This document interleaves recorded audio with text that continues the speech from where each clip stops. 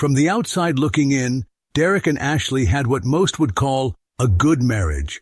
5 years together, 3 of them married, 2 stable jobs, a modest house in the suburbs, and a Labrador named Max, who never quite learned to stop jumping on guests. They weren't the kind of couple that lit up the room with passion, but they fit together. At least, they used to.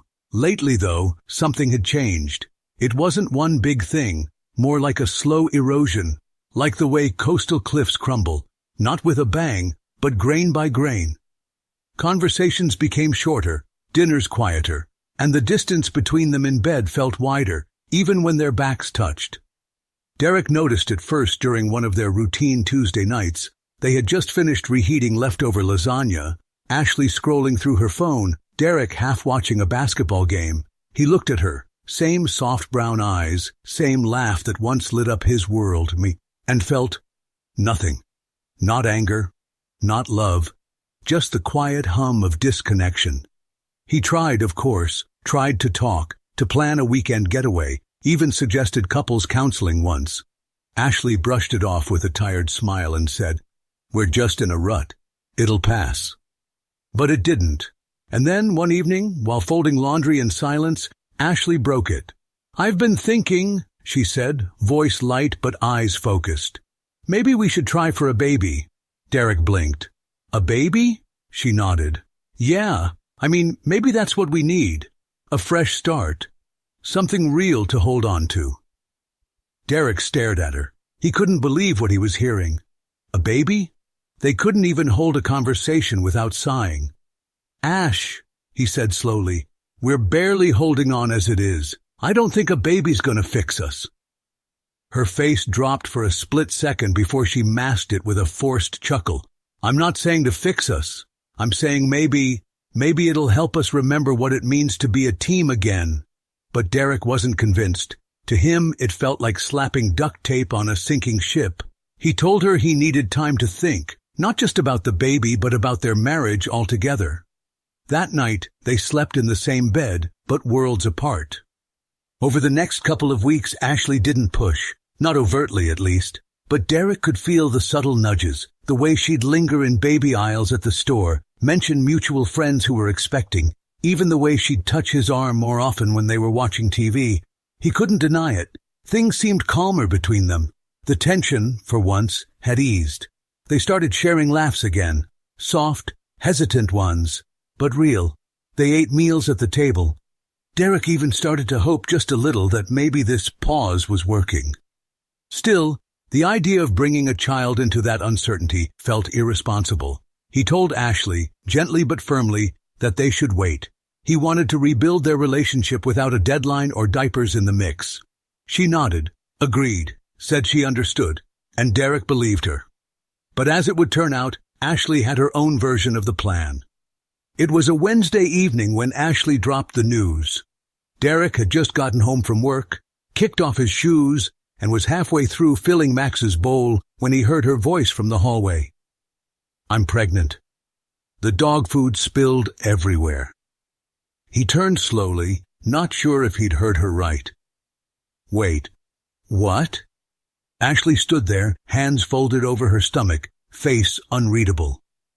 "I took 3 tests, all positive." Derek stared. The first thing that hit him wasn't joy or fear or even confusion. It was disbelief. "How?" he asked, blinking. "We've been careful." Ashley's lips curved into something between a smile and a shrug. "Birth control isn't foolproof, Derek. You know that." He racked his brain. They had been using protection. Every time. Except, "There was that one night," she added quickly, like she'd read his mind. "Remember? Your birthday? We both drank too much and things got a little careless." Derek paused. His birthday. Yeah, he remembered getting buzzed, remembered laughing a lot, remembered the heat of her breath against his ear, the warmth of her skin, but the rest was hazy. He couldn't be sure. Still, it wasn't impossible. Ashley looked at him then, searching his face. "I didn't plan this, Derek. I swear. But maybe this is a sign. A sign." The words echoed in his head. He didn't respond right away. That night he barely slept, staring at the ceiling while Max snored by the bed. His thoughts raced. Was she telling the truth? Did it really happen that way? And more pressingly, what now? By morning his head hurt, but his heart was shifting. He watched Ashley moving around the kitchen, her movements softer, her expression more open than it had been in months. There was something gentle in her now, something hopeful.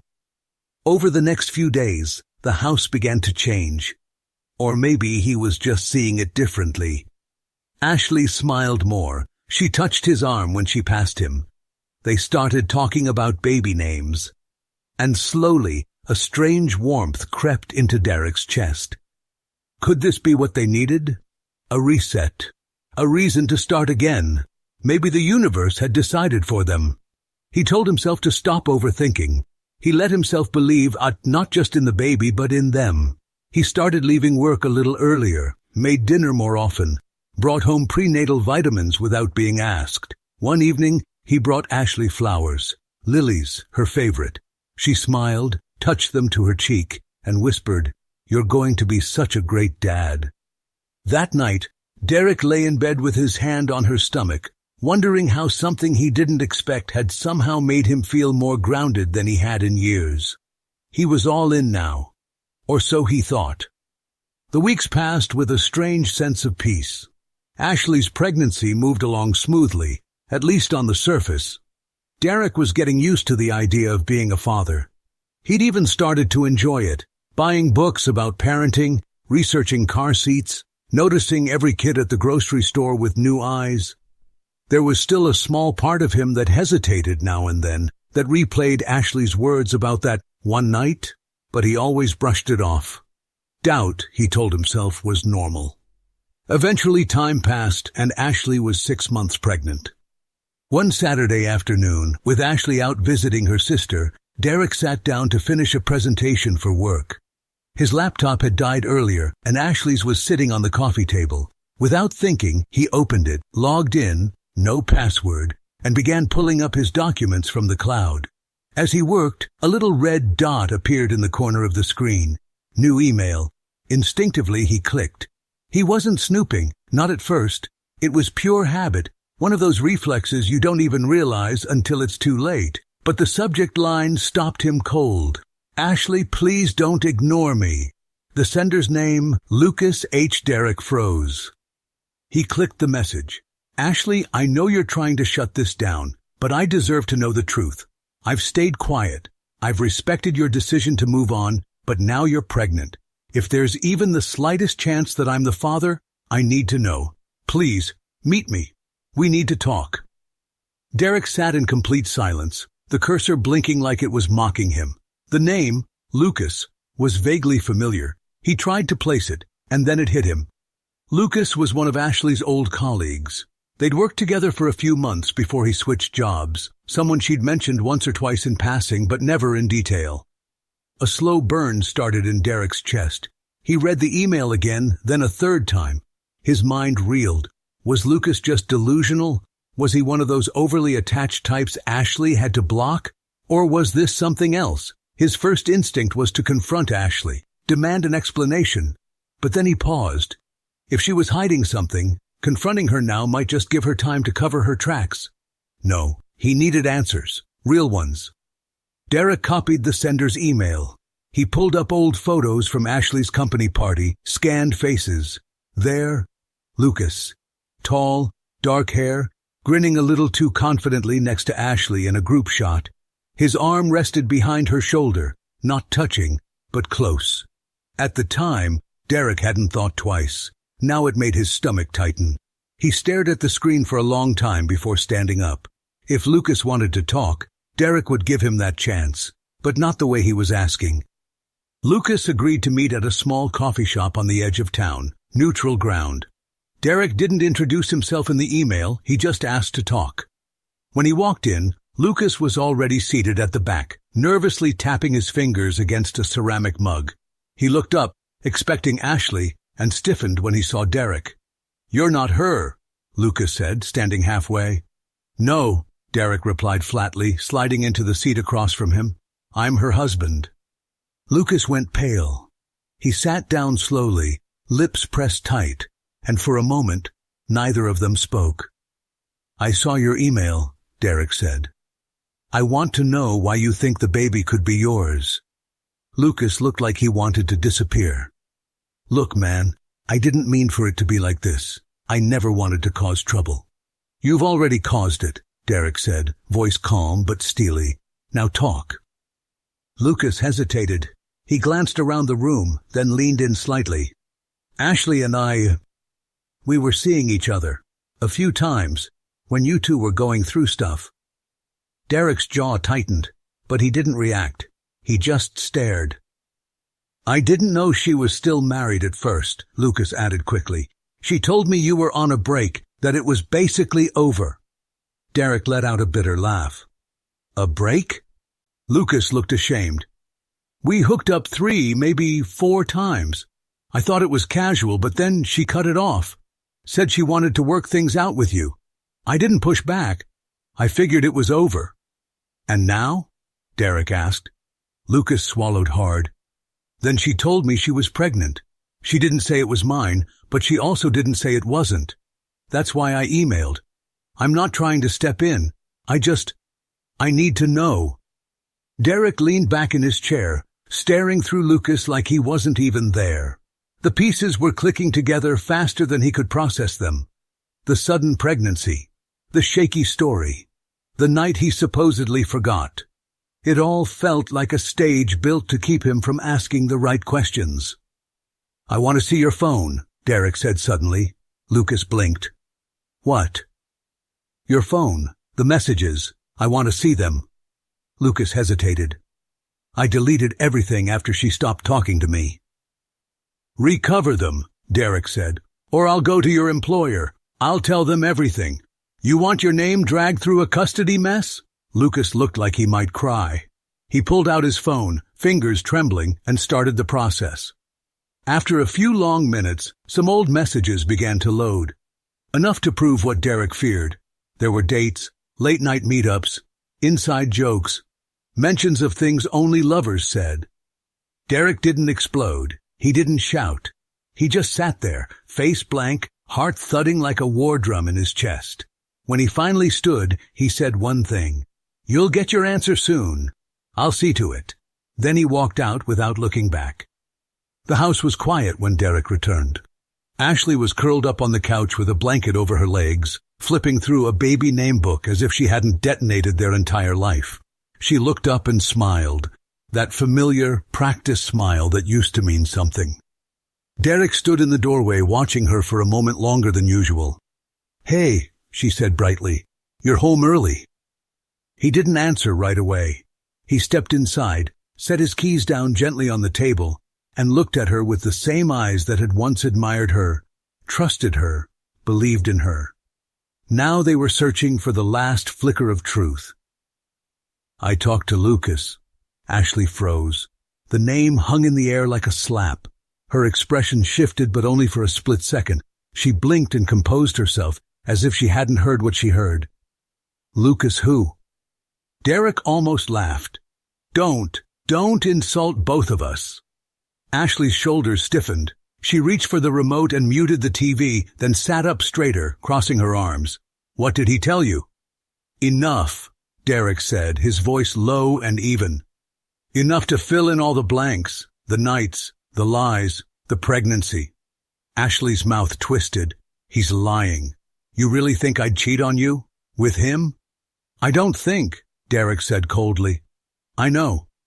Ashley stood up now, her face hardening into something defensive and sharp. "He's obsessed with me. He's always been inappropriate. He probably made it all up to mess with you." "He showed me the messages," Derek snapped. "I saw it all. You weren't exactly resisting." Ashley's jaw clenched, her hands balled into fists. "You want to believe him over your own wife? After everything we've been through? You mean after everything you put us through?" Derek stepped closer. "You came to me with a baby and a lie. You knew there was a chance it wasn't mine, but you let me believe. You let me plan a life around something that might not even be real." Ashley's eyes began to glisten, but she fought the tears. I didn't plan it that way. I was scared. I thought if we had something real, something new, we'd make it. I was trying to save us. By tricking me into raising another man's child? Derek asked. That's your idea of saving a marriage? She didn't answer. She didn't have to. The silence between them felt heavier than any fight they'd ever had. And just when Derek thought it was over, the doorbell rang. Lucas. Ashley's face turned white as she turned toward the door. You brought him here? I didn't, Derek said, but I'm not surprised he showed up. Lucas stood on the porch, looking small and miserable. When Ashley opened the door, she stared at him like he was the monster in a nightmare she thought she'd shut away. What the hell are you doing here? She hissed. I want the truth, Lucas said quietly. I want to know if I'm the father. You don't get to want anything, Ashley snapped, eyes blazing. You were nothing, a mistake. Lucas looked wounded, but stood his ground. Maybe.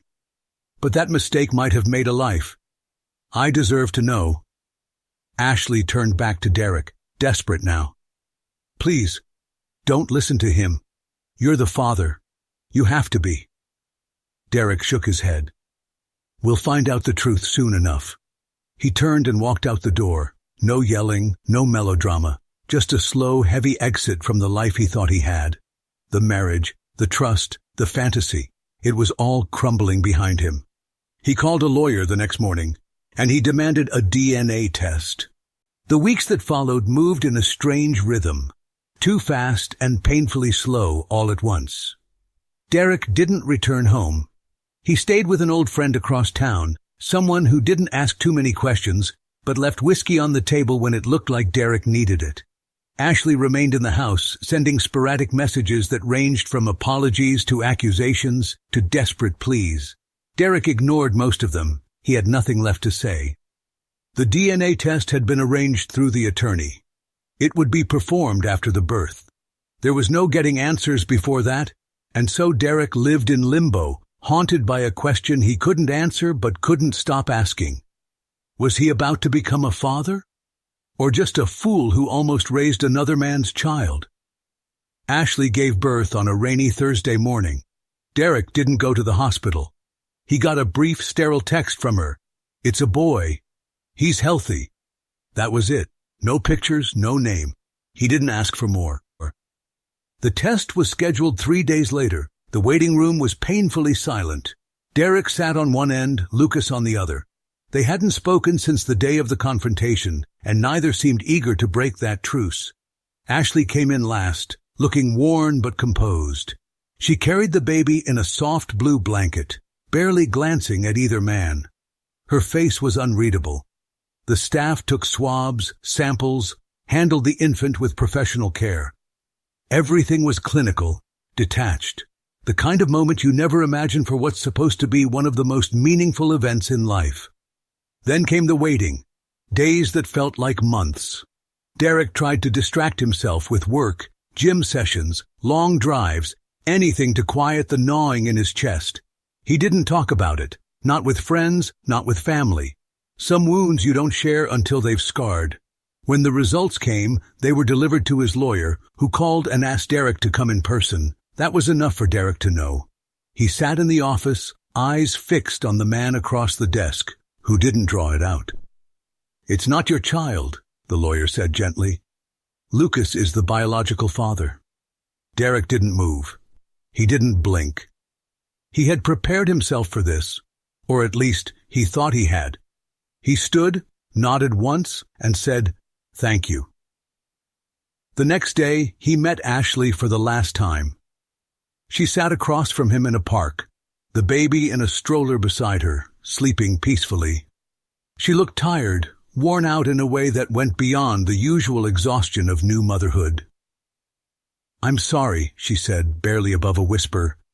"I didn't know how to fix us. I thought if you had something to hold on to, you'd stay." Derek looked at her for a long moment. There was no rage in his eyes, no bitterness, just silence. He stood, slid his hands into his coat pockets, and gave her one last look. Then he turned and walked away without a word. Ashley sat there, watching him leave, knowing there was no second chance, no miracle fix, no coming back. Time has a way of moving differently after betrayal. Some days stretch like they'll never end, others vanish in a blink. Derek found that grief didn't come in waves, it came in flashes. A scent in a hallway, a lullaby playing in a commercial, the sound of a baby crying on a park bench. But through all of it, he stayed standing. Not out of pride, not even out of resilience, but because there was no other choice. Ashley kept the baby. Of course she did. She named him Elijah, a name she once casually suggested over dinner, back when the idea of parenthood still felt like fiction. Lucas took responsibility. He wasn't pushing for a relationship with Ashley, but he paid child support, visited twice a week, and tried to be the kind of father his own never was. Ashley tolerated him, but didn't hide her resentment. To her, Lucas had shattered the illusion she had carefully tried to build, had ruined the fantasy of fixing her marriage through deception. She didn't say it out loud, but Derek could see it every time someone mentioned Lucas's name. She blamed him. They barely spoke now. She didn't try to get Derek back after that last meeting, maybe because she knew there was nothing left. Maybe because, deep down, she finally saw what he had become. A man who had walked through fire and come out not angry, but changed. Derek didn't hate her. Not anymore. Hatred was heavy, and he was done carrying things that didn't serve him. He didn't pity her either.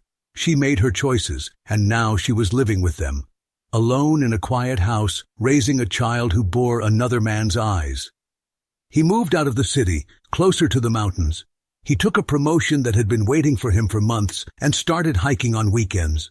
The solitude didn't scare him anymore. It grounded him. He saw a therapist, got back into painting, even signed up for a cooking class, just to try something new. He was rediscovering the man he'd been before the lies, before the heartbreak. A man he'd nearly forgotten. Sometimes people asked if he regretted not fighting harder for the marriage. He'd just smile and say, "You can't fight alone." And in quieter moments, when no one was around, he'd let himself remember, not with bitterness, but with clarity. The way Ashley had looked at him when she first told him she was pregnant. The hope in her voice. The lie tucked beneath it. The way he almost believed they could make it. But now he knew better. He knew that real love didn't come with manipulation or secrets. It didn't need to be saved by a child. It didn't feel like confusion. He hadn't found new love yet, and that was okay. He wasn't rushing, he was healing. And healing, he'd come to learn, was a kind of quiet victory in itself. One morning, as the sun rose over the hills outside his new home, Derek sat on his porch with a cup of black coffee, wrapped in an old sweatshirt, listening to the world wake up. And for the first time in a long time, he didn't feel like something was missing. He just felt free. And that was more than enough. If you enjoyed the story, please subscribe to the channel. I wish you a great mood and good luck.